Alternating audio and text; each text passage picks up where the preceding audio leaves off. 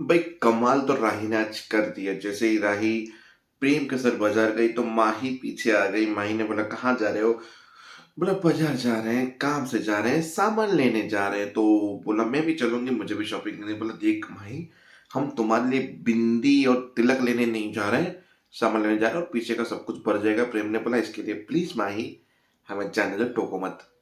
तो वो निकल गए। जहां पे माही को इनसिक्योरिटी फील हो रही है कि प्रेम को वो गुलाम समझ रही है, क्योंकि प्रेम गुलाम नहीं है। तो वो बाजार गए, सामान लिया, खरीदा। फिर बस प्रेम की आंखें उसको देख रही थी। रास्ते में उनकी थोड़ी नोक जोक बातें, प्यार भरी बातें और ये सब चीजें हुई। पर जैसे ही राही पहुंचती है शाह हाउस, वहां तोशो इंतजार करता है कि मिलिए इनसे, ये हमसे उससे थोड़ा सस्ते दाम में सामान देना चाहते हैं और क्वालिटी में कोई कॉम्प्रोमाइज नहीं है, बात करिए इनसे।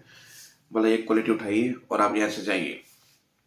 बोला पता नहीं क्यों आपकी मम्मा उन चीजों में बिलीव करती है, मैं बोलता हूँ मुनाफा पहले देखना चाहिए वगैरह वगैरह। फिर भी उसने सुना नहीं। बोला मुझे नहीं चाहिए। बोला अब एक बार ट्राई करिए, आपकी मम्मी तो ऐसी है, उसको कोई समझ ही नहीं है ऐसा वगैरह। बोला "ओ, तरबूजे की खाल, मेरी माँ के खिलाफ एक शब्द नहीं सुनूंगी मैं"। फिर उसको सुना दिया। बोला आप भी तो अपनी माँ को बोलती है, मैंने सुना है। बोला मैं बोलूं बात अलग है, मेरा उसका पर्सनल है। मेरी माँ को तरबूज जैसा इंसान बोल कैसे सकता है। निकाल लिया तो उसने भी डांटा। बोला क्या है? बोला बस ये चीज मुझे नहीं, आपको बोलनी चाहिए, आपकी भी माँ है और आपकी माँ के खिलाफ कोई बोले और आप सुन रहे हो, ये गलत बात है। तो वो चीजें हुई। फिर तोशु आया रात को, सॉरी बोला, इस ओके, मैं ध्यान रखूंगा, मुझे परख नहीं थी ऐसे इंसानों की। मेरे पास एक और आइडिया। बोला आइडियाज के ऊपर अमल क्यों नहीं हो रहे पहले भी?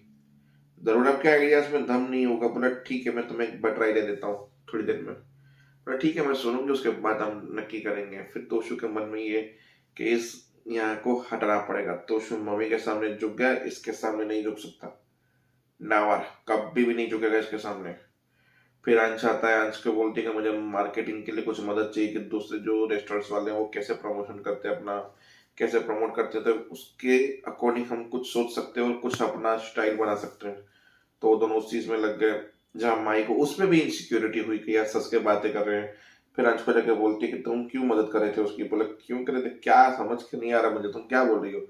उसको बिजनेस बढ़ाने के लिए कुछ आइडियाज चाहिए थे, तो बस हम लोग डिस्कस कर रहे थे। वो भी बोला नहीं करना चाहिए, तुम मुझसे प्रेम करते हैं, मैं प्रेम से मतलब, मेरा कहने का मतलब। बोला तुम क्या कह रही हो, मुझे कुछ समझ में नहीं आ रहा। बोला कुछ नहीं छोड़। मतलब माही इतनी इनसिक्योर फील करी। फिर एक सीन में जहाँ पे माही प्रेम के ख्याल में खोई हुई थी और उसके सामने प्रेम आ गया, दोनों यूं होने ही वाले थे, इतने में सपना टूटा और पता चला अनुपमा उसने उससे वो लव यू बोल दिया। बोला कहाँ खो गई है, बाहर क्यों बैठी है, बाहर डेंगू फैला हुआ है, मुंह खोल के बैठी हुई है, मच्छर चला जाएगा, डेंगू हो जाएगा तुम्हें। मतलब अनुपमा ने कुछ सुना नहीं, पर लग ऐसा रहा था कि अनुपमा ने सब कुछ सुन लिया।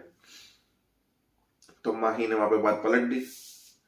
फिर लड़की की बात निकली कि लड़का तुम्हें कैसा चाहिए। बोला ऐसा चाहिए जो आपको भी साथ में रखे। बोला ऐसा कहाँ मिलेगा आजकल? बोला मिलेगा ना। वो बोलेगा चल तुम्हारे अनुड़ी को भी साथ में लेके चलते हैं। बोला है कहाँ ऐसा लड़का? बोला अगर देखने की कोशिश करो तो आसपास ही है, वरना कहीं नहीं है। मतलब हिंट देके माही अनुपमा को निकल कर, अनुपमा के पास फोन आ गया किसी का। फिर बात मैटर खत्म हो गई। अब मैटर खत्म हुई तो खत्म हुई। अब बात करते हैं एपिसोड के एंड की। तो ज्यादा कुछ खास नहीं था एपिसोड के एंड में।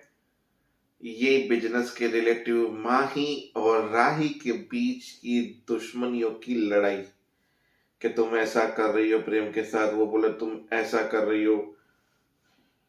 मतलब देखते हैं कि ये जो जंग और ये जो लड़ाई है, राही माही और अनुपमा का डिसीजन, कौन किसको सपोर्ट करेगा और कौन कितना नीचा गिरेगा, उसके ऊपर है।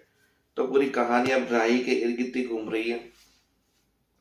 देखते हैं अब क्या आने वाले भविष्य में वो खलनायक कौन निकलेगा और प्रेम किसकी तरफ से है। मिलते हैं नेक्स्ट। जय हिंद, जय भारत।